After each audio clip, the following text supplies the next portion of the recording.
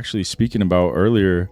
And one of the things that King said was, if we can acknowledge our trauma, we can live better lives. And I think that's like a huge point today, that like when he said that, it really hit home, because a lot of people are not acknowledging their trauma. So they're not able to grow. They're stuck there. Until you acknowledge it, until you accept that you have trauma and you need to heal from it, you can't go anywhere. You're stuck. And then what do? You drink, you smoke, you entertain yourself so you don't have to deal with it. You run, you hide, and it's like, if you just face it, it sucks and it takes a lot of work and it hurts and you're but you have to feel the pain to heal. Like, you can't heal if you don't feel pain. Absolutely. And then once you start getting I'm sorry, Monica, no, go ahead. Something popped up in my head. I was like, I got an example. Tell us Perfect example. I've had 3 children and 4 pregnant anyway, but the point is that the first 2, they gave me epidural, and other women listening to this might be familiar with epidurals, but when you have epidural, you're completely numb. And so they're like, oh, you're having a huge contraction on the monitor. And you're like, oh, I can't feel nothing. This is great. But anyway, but the point is that you don't feel the pain. So then you don't know how to push or when to push. And so the pain is necessary so that you can birth it. And so for me, I felt nothing. And so I'm sitting here trying to push as hard as I possibly can, and I couldn't push out these 2 babies. And so, one was like the vacuum. She, the doctor had to suck her out real quick because her heart rate was dropping real fast. And then the second one had to go in with the tongs and pull out his head. But anyway, but the point is that it's the pain. The pain is a blessing. The pain is an indicator that there's something wrong and that something has to be birthed. And without that pain, if you just numb it with alcohol and sex and whatever, entertainment and whatever we numb it with, then it's like you're never facing that pain, so you could birth that thing out of you and grow. So anyway, that was just an analogy. No, that was a great analogy. That's beautiful. Love that. So the triggers are the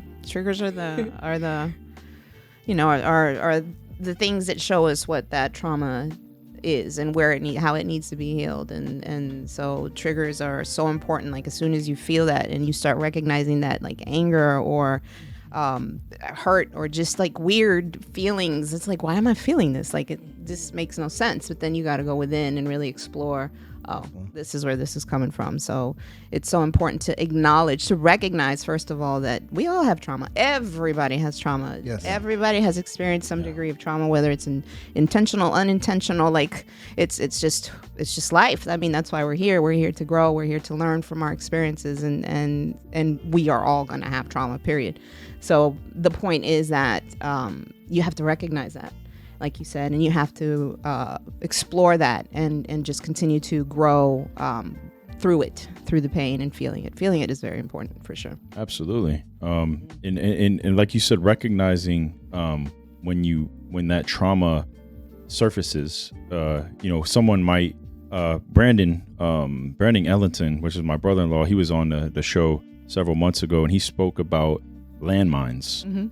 And that's what it is like, sometimes those landmines get stepped on as you're moving through your life, or in your relationship with whoever you're trying to have a relationship with, and all of a sudden you feel that anxiety come up, and that feeling that you felt, that trauma got ignited, and you have to voice that, and you have to communicate that as soon as you feel it. And you have to make so if you're trying to have a relationship with someone, and you have to make them aware of your landmines. And you have to communicate those landmines, but also that person has to be receptive when you speak about it, and not like downgrade it or not acknowledge it, or just not do anything about it.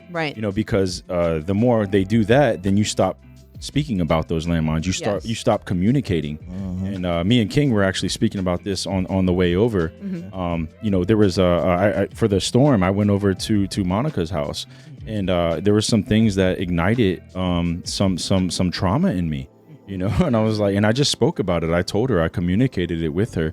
There was a couple of things, like she was out of like some sponges and some things like that, but I'm so used to having to like every situation that I go into, like having to get all the supplies for everything to always be there, because when I want something, when I go to grab for something, I want it to be there. And if it's not there, I take a note and I make a list, and then I go get it when I'm out.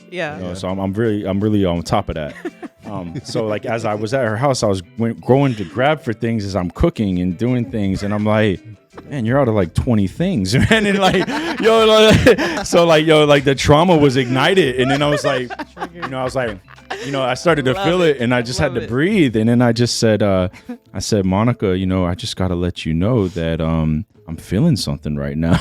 And then nice and smooth. Yeah. I was like, and so I came clean, but she was very receptive, and she's like, okay, so we made a list, and then she sends me a text the other day. She said, oh yeah, I picked up this and that. So, but that was cool to me, because I was like, wow, she listened. So that shows me as a man that we can work together. Definitely. Because I can say something, and then you can be receptive and go do something about it. Yes. But if I say something and the person does nothing about it, which probably happens in a lot of relationships, and the longer we're in these relationships, these bad relationships, the more things get ignored. And then we're trying to like tell them, and we're trying to communicate, and it's going nowhere. That's hitting the wall. It's hitting the wall. Time. But to that, like specifically, when we were talking about that, I mentioned like that is like the key. Something like that someone would brush off. You know what I mean? Like, hey, this person don't have this, whatever, move on. It's not a big of a deal, but it is. It affects him or that person. It affects them so much. Like you said, it hit something. It hit a trigger. Like to somebody on the outside looking in, they just think, oh, no sponges, whatever. But like it took him down a road. Like it took him to a very, very dark place. So being able to communicate even the things that you feel aren't big to you or big to someone else, that's what's important. You have to be willing to communicate, because we sit down on this stuff. He could have held that in, and then 3, 4, 5 months from now he's snapping and cussing about where are the sponges. Like it's like, what you mean? Like or he's like, oh, I'm not gonna try to build a relationship with Monica anymore because she doesn't have she's out of sponges. Man, I can't do this. And she's got the wrong pots it can get and stupid pans. It can get stupid. She's perfect. She just don't got sponges. Exactly. Now you're missing out because of the sponges. It's just ridiculous. But you have to be that willing. kind of stuff happens. You have to be willing to be vulnerable like that. You have to sometimes we only want to give the person so much. You know what I mean? Like, I don't want to put too much on that person. I don't want them to know all my little, all my quirks and all the things that bother me. But you have to. Now, granted, it's moderation. You don't want to scare no one off. Exactly. Moderation.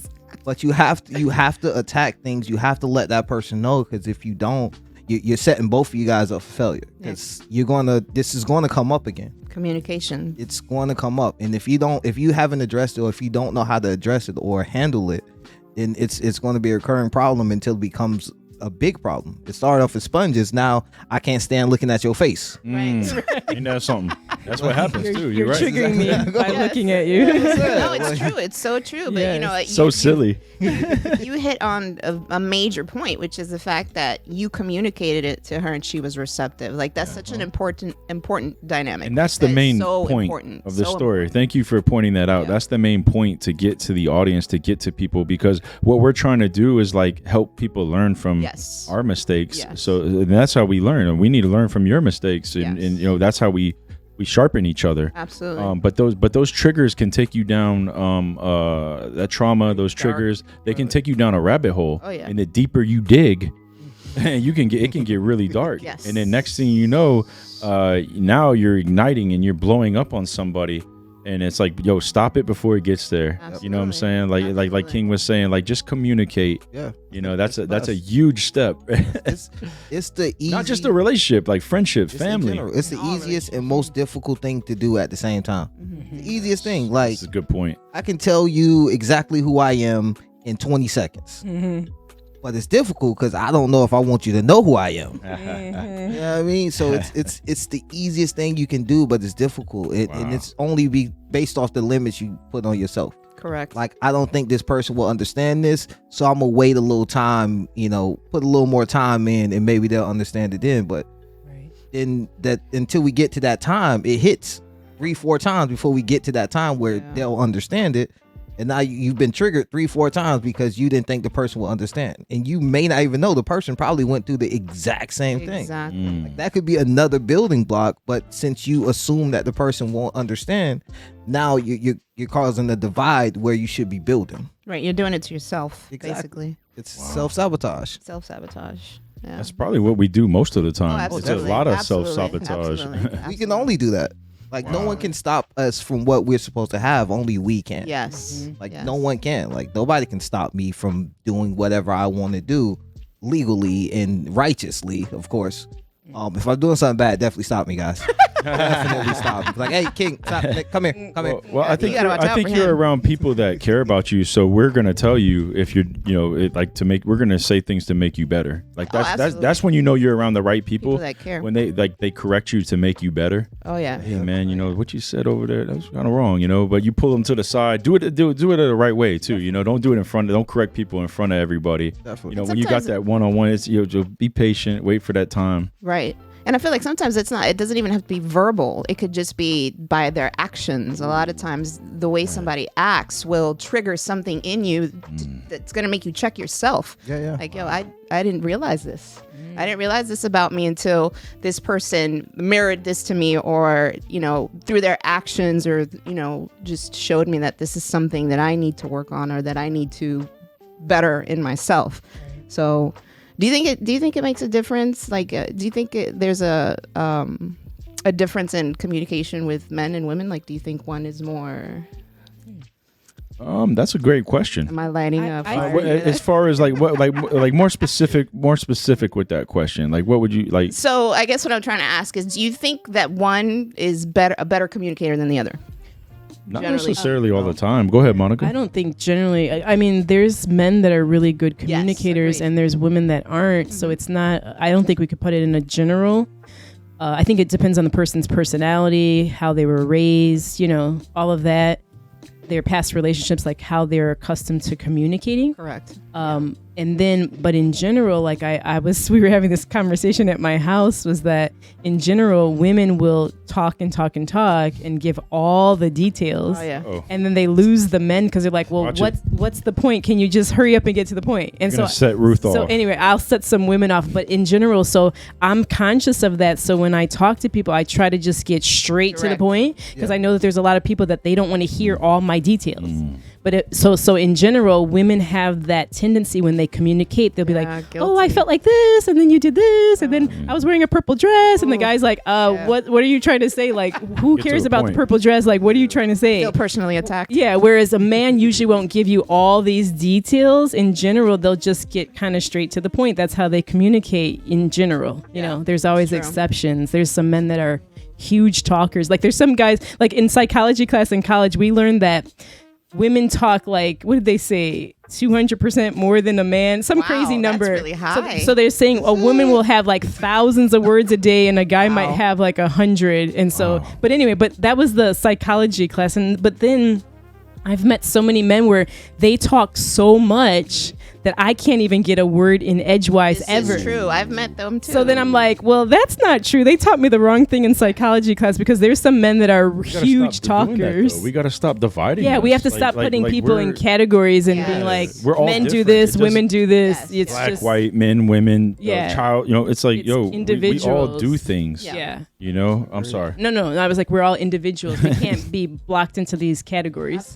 Absolutely. That's Yeah. absolutely true. I agree with that. I got this like great point too. Like when if you are getting long-winded, like because I've done this before as well. Like I'll start to tell a story and I'll notice that the person is like starting to check out, and then I'll go, well, I'm about to bring it home right here. And then they come back, and they come back, and then I finish it up real quickly, right. and I get my point across. Yeah. But like sometimes I've been long-winded, and I gotta say that I'm like, yo, I'm about to bring it home right here, and they're like, oh. They're back, Right. but also like just paying attention to people as you speak. Yes. Like yesterday, me and my brother-in-law Brandon, we went up to look at some RV resort parks up in like Bushnell, and we had pulled into one park, and this older couple, these places are interesting because everybody there is mostly retired, so they have all the time in the world. And like, you know, we came over there, this couple was on a golf cart, and we started to speak to them, and man, they just were telling us all about the park, all about the people, and I'm like thankful. I'm like, okay, that's great, but I kept trying to wrap it up, you know, because I got things to do. I'm like, well, it was nice to meet you guys, and then they'd be like, yeah, but so, and it did it like 6 times. I even had like my car was behind me. I like hit it, like unlocked it, like so they'd see the lights. Like, I do that. I'm like, yo, I gotta go, you know. And then Brandon, he even walked over to the car, and like, dude, they just were not getting the message. So finally, I just like cut. I was like, hey man, it was nice to meet you guys. Y'all have a great night. You know, I had to just go. Wrap You know, it up. but so many people do that as well, though. Yeah. Like you get so caught up in your story that you're not paying attention to the person you're speaking Yes, to. yes, that's Check true. on them. That's Check, hey, are you okay, man? No, that's true. That's true. But I mean, to piggyback off what Rebel was saying, or to retort or respond, not sure exactly which one this is. But no, I feel like there are as you were saying, there are general differences. Where we were raised different, we're taught different coming up. Men aren't usually given the floor. You know what I mean? Like if something hurts me at age 9 or 10, it's suck it up.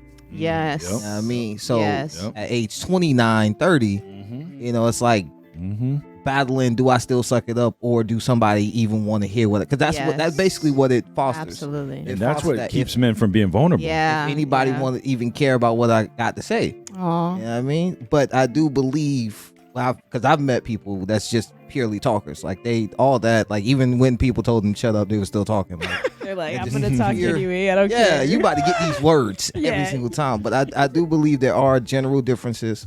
I do believe that women are given the opportunity when they're younger to speak more about their feelings and the more about what's going on generally.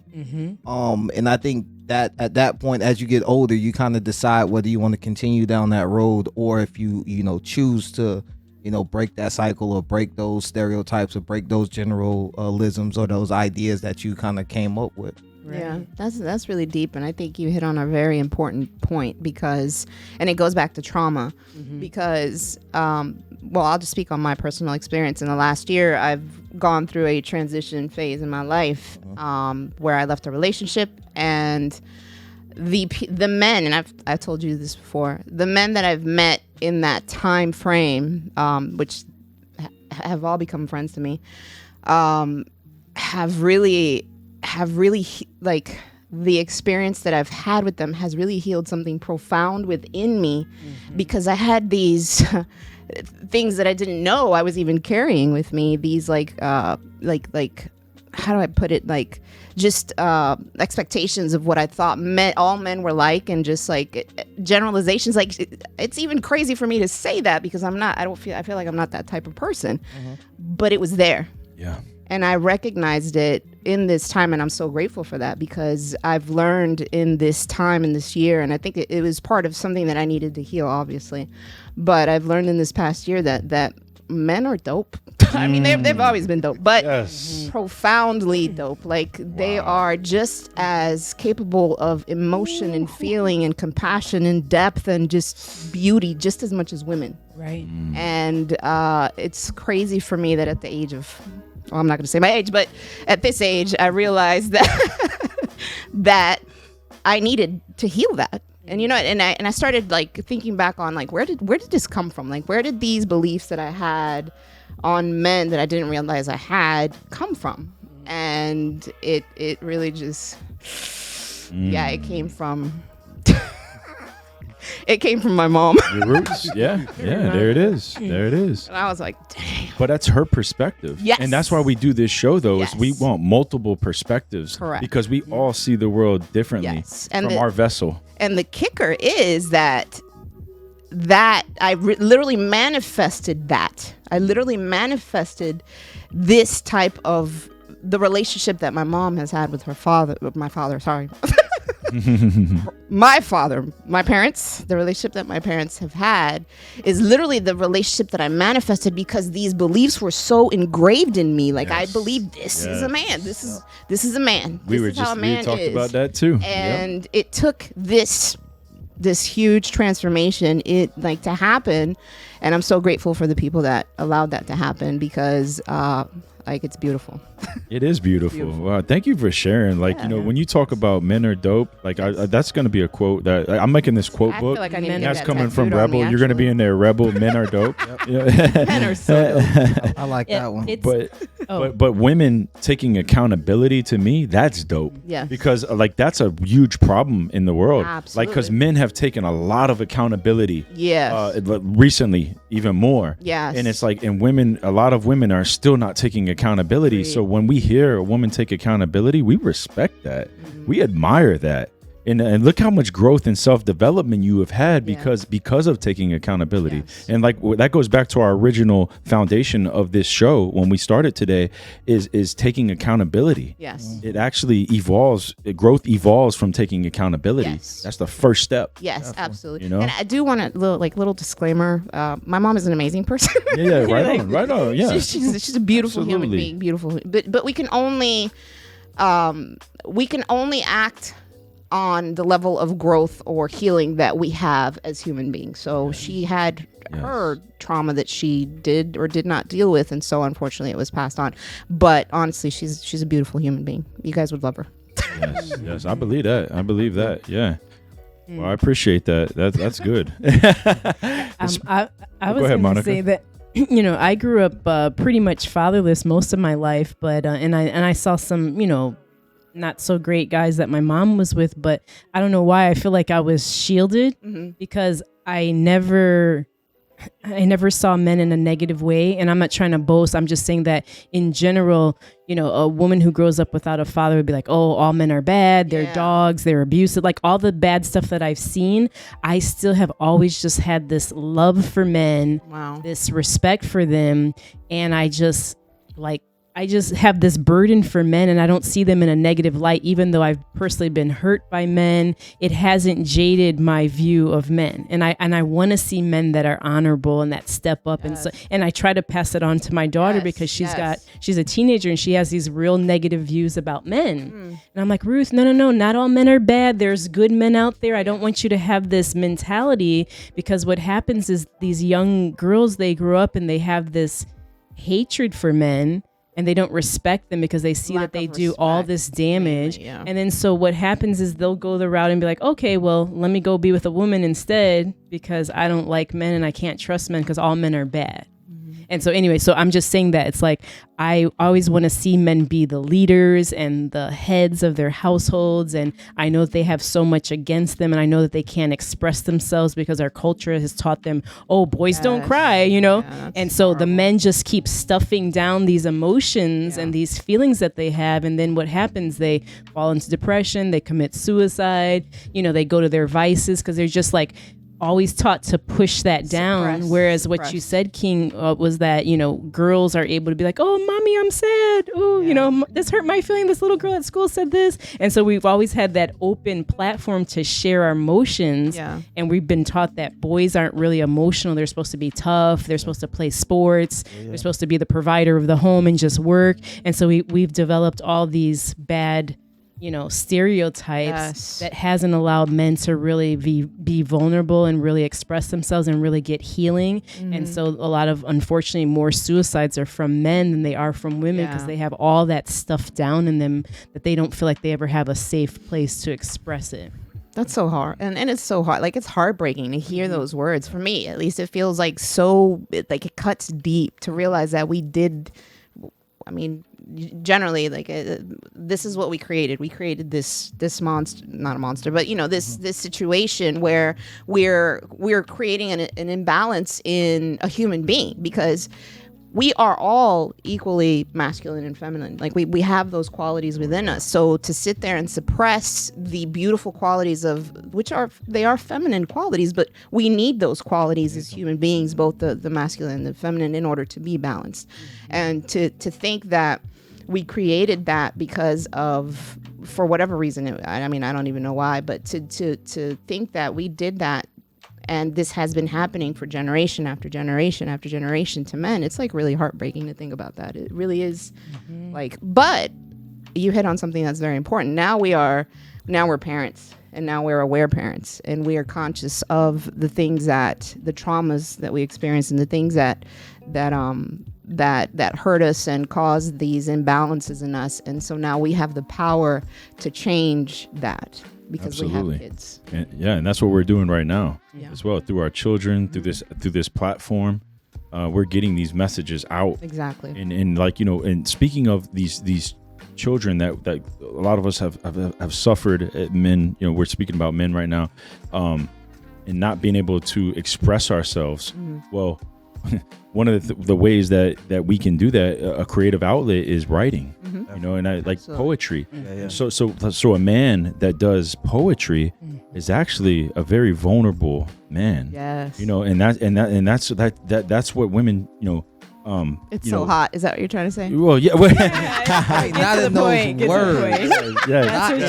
Yes. Words. I was just translating. Yes.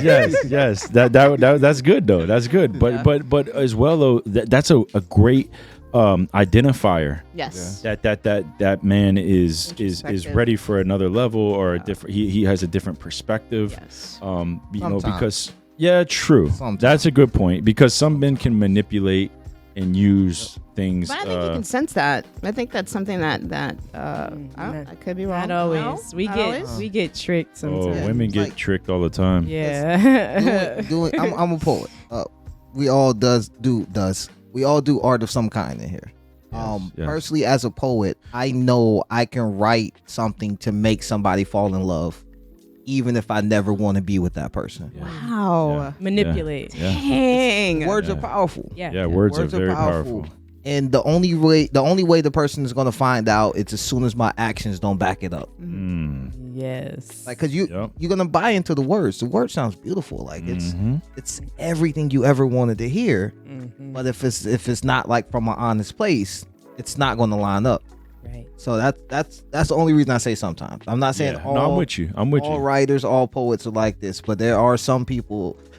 Best way to say it's don't meet your heroes. You know what I mean? I've met some poets that I just admire.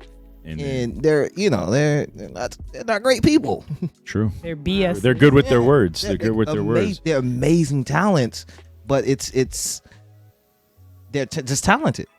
That's all it's. Oh, you're very talented, but you're not full hearted with this. You're not honest. real. You're not real. Genuine. Yeah. It's about you have to look at people's character, and it takes a little while sometimes to see what a person's true character is, because they'll mask and they'll put on a good front for you for a while. Because it's easy to get what they want. Yeah, especially Get what they when want. you sort of give them an end, like they were saying, like it shows a man being vulnerable to get up there and talk about how he's been heartbroken. Right. But what he might not tell you is his fault.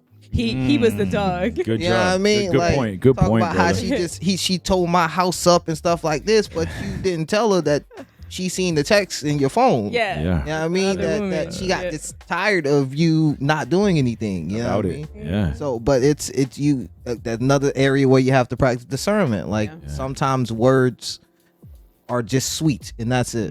There's no substance. Wow. They're just sweet. Oh, that's good, man. That's good. I like that perspective that he brought. He didn't just go with us. He's like, hold on. He's Let like, me- wait, let me yeah, tell- I got yeah, something yeah, to say about that, Yeah, but that's- It's like- but using your gift for the right why. Exactly. That's very important. So like, and that's a good question for men and women to ask each other. Like if you really want to dig a little deeper to understand somebody and know them, like ask them what's their why. Why do they get up every day? You know, why do they do what they do? Why do they write poetry? Why do they work the job that they work? Right. Why did they write that book? Why did they, and really get to the root of it. Yeah. Like, and then as they say it, now watch their actions and see if that really is their why. Exactly. Because the actions will show you everything. Actions speak louder than words, Absolutely. And I think also like for me, the discernment, part of that discernment is knowing who you are. So like for me, I don't That's want to good. be around That's good. people who are not like me, who are not authentic. Like, listen, y'all, I'll say it out loud. I wear my emotions on my both sleeves, like loudly. I don't hide anything about me. I am who I am. Everywhere I go, I'm gonna tell it how it is and when it is and what I feel, and that's just who I am. That's who I've always been. So I think that I gravitate towards people that are the same way. Yeah. Or at least now I do. Before, yes, definitely that was not as evident, but now I definitely gravitate, and we gravitate towards people that are like us. So when I write my poetry, it's the truth. Yes. And I feel it. It. Like when you speak, when you speak, I feel it, man. I'm like, yeah, this is genuine. Like there's no, like you can tell that every word written is carefully thought about. And that's like, it's not just hoopla. It's not fuddy dud. Hey. Brought it back. Monica's Brought it weird. back. Brought it Nice back. call. Yeah, man. Just trying to show love.